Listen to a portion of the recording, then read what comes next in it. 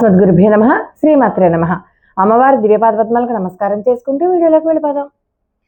ప్రస్తుతం అందరిలోనూ నడుస్తున్నటువంటి సమస్య ఏంటంటే ఉద్యోగం.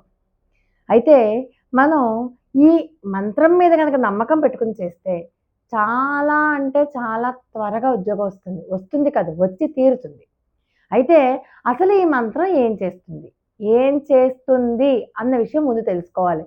తర్వాత ఎన్నిసార్లు చదవాలి, ఎప్పుడు ప్రారంభించాలన్నది కూడా ఈ మంత్రానికి చాలా ముఖ్యమైనటువంటి విషయం. ఎప్పుడు ప్రారంభించాలి, నియమాలు ఏవైతే నేను చెప్తున్నానో పెద్దగా నియమాలు అయితే ఏమీ లేదు. మీకు అవకాశం ఉంటే పాటించడం, లేకపోతే మానేయడం. కాకపోతే ఈ మంత్రాన్ని మాత్రం నిష్టగా మీరు క్రమం తప్పకుండా ప్రతిరోజు కూడా చాంట్ చేయాలి.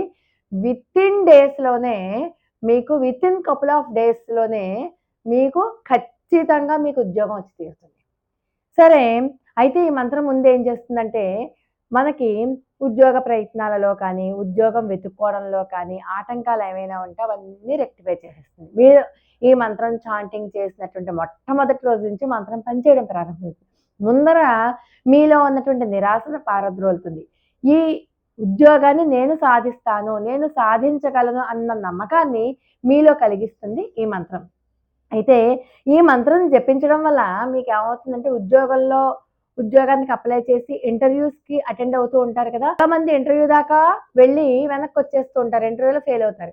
అయితే ఈ మంత్రం జపించడం వల్ల ఇంటర్వ్యూస్లో సమయస్ఫూర్తితో సమాధానాలు చెప్పడం జరుగుతుంది, వివేకం పెరుగుతుంది, మీకు ఆలోచన శక్తి పెరుగుతుంది అనమాట. ఏది మర్చిపోరు, చాలా చక్కటి సమాధానాలు చెప్తారు. దాని ద్వారా మీరు ఖచ్చితంగా ఉద్యోగాన్ని సాధిస్తారు. మీరు ఉద్యోగ ప్రయత్నాల్లో ఏ ప్రయత్నాలు అయితే చేస్తారో వాటికి ఏవో ఆటంకాలు, అవి భౌతిక ఆటంకాలు కావచ్చు, బయట నుంచి ఆటంకాలు కావచ్చు, ఏదైనా కావచ్చు, అవన్నీ కూడా రెక్టిఫై అయిపోతాయి. కాకపోతే ఈ మంత్రాన్ని మీరు ప్రతిరోజు కూడా 27 సార్లు జపించండి.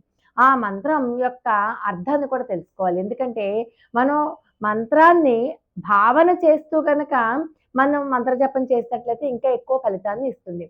ముందు మంత్రం ఏంటో తెలుసుకుని ఆ తర్వాత మంత్రార్థాన్ని తెలుసుకుందాం. ఈ మంత్రాన్ని మాత్రం మీరు ప్రదోష కాలంలో జపిస్తే ఇంకా ఎక్కువ ఫలితాన్ని ఇస్తుంది. అయితే ఒక మంచి రోజు చూసుకొని ఏకాదశి కానీ, లేకపోతే గురువారం అయితే చాలా మంచిది, గురువారం నాడు కానీ చేసుకోండి. లేదండి మాకు ఏదన్నా ఫోటో ఉంటే బాగుంటుంది, ఫోటో ఎదురుగుండగా పెట్టుకుని కూర్చుంటాము అని అనుకుంటే కనుక గురువారం కాబట్టి గురువుకు సంబంధించిన ఏ చిత్రపటం అయినా సరే పెట్టుకోండి. లేకపోతే దీనికి ఏ నియమాలు ఏమీ లేవు. మీరు హాయిగా శుచిగా శుభ్రంగా కూర్చుని మంత్రం జపించడమే. మీకు అవకాశం ఉండి, అంటే ఇప్పుడు హాస్టల్లోనూ బయట రూమ్స్లోనూ ఉన్న వాళ్ళకి దీపారాధనలు చేసుకోవాలి అన్న, నైవేద్యాలు పెట్టాలన్నా కుదరదు. కానీ మీ ఇంట్లో ఉన్న వాళ్ళకి కుదురుతుంది. ఒకళ్ళు కుదిరినా కుదరకపోయినా మీకు అవకాశం ఉంటేనే దీపారాధన చేయండి, మీకు వీలుంటేనే ఎంతో కొంత నైవేద్యంగా పెట్టండి, అంతే. ప్రతిరోజు కూడా చాంటింగ్ చేయొచ్చు. ఇది వేదంలో చెప్పినటువంటి మంత్రం వచ్చి తీరుతుందన్నమాట.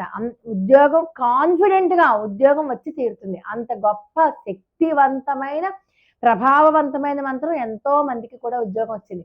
చాలా మంది కింద మెసేజ్లు కూడా పెడుతున్నారు, ఇది చదివినటువంటి 4 వారాలలోనే నాకు ఉద్యోగం వచ్చింది అన్నవాళ్ళు బోలంతమంది. కొంతమందికి 3 వారాల్లో, కొంతమందికి 40 days పట్టింది ఈ ఉద్యోగం రావడానికి. అలా చెప్పారు. ఒకసారి ఆ మంత్రాన్ని మనం తెలుసుకుని అర్థాన్ని తర్వాత చెప్పుకుందాం. అర్థాన్ని భావన చేస్తూ మంత్రాన్ని పారాయణ చేయండి.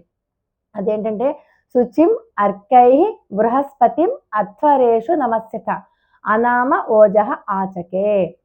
అక్షర దోషాలు లేకుండా తూచా తప్పకుండా ఇలాగే జపించండి. దీని యొక్క అర్థం మనం తెలుసుకుందాం. పవిత్రమైన మనస్సుతో స్తోత్రములతో ఆ దేవగురు బృహస్పతికి నమస్కారం చేస్తున్నాను.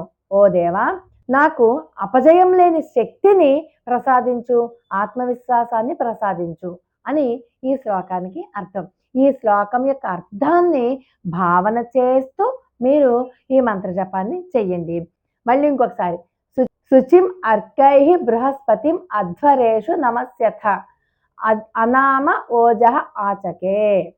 ఈ మంత్రాన్ని స్టార్టింగ్లో 27 సార్లు జపించండి. ఒకేసారి 108 సార్లు అన్న కూడా మన మనసు దాని మీద లగ్నం అవ్వదు. స్టార్టింగ్లో 9 times, ఒక 2 రోజుల పైకి 27 సార్లు ఖచ్చితంగా జపించండి. అలా కొంత అలవాటు అయ్యాక మీకు సంఖ్యని పెంచుకుంటూ వెళ్ళండి. అలా పెంచుకుంటూ చివరికి 108 సార్లు చేయడానికి ప్రయత్నం చేయండి. అలా మీరు 41 రోజుల పాటు చేస్తే 42వ రోజే మీరు శుభవార్త వింటారు అనడంలో ఎటువంటి సందేహము లేదు. మీకు ఇందాక చెప్పుకున్నట్టుగా దీపారాధన అవసరమైతే చేసుకోండి. అవకాశం ఉంటే చేసుకోండి. చిన్న బెల్లం ముక్క అవకాశం ఉంటే పెట్టండి. ఇలా చేస్తే గనక ఖచ్చితంగా అంటే ఖచ్చితంగా ఉద్యోగం వచ్చి తీరుతుంది అనడంలో ఎటువంటి సందేహము లేదు. మీ అందరికీ కూడా ఇలా ఉద్యోగం రావాలని చెప్పి మనస్ఫూర్తిగా నేను కూడా కోరుకుంటూ ఉన్నాను. లోకా సమస్త సుఖినో భవంతు. మరొక అద్భుతమైన వీడియోతో మళ్ళీ కలుసుకుందాం. అంతవరకు నమస్కారం.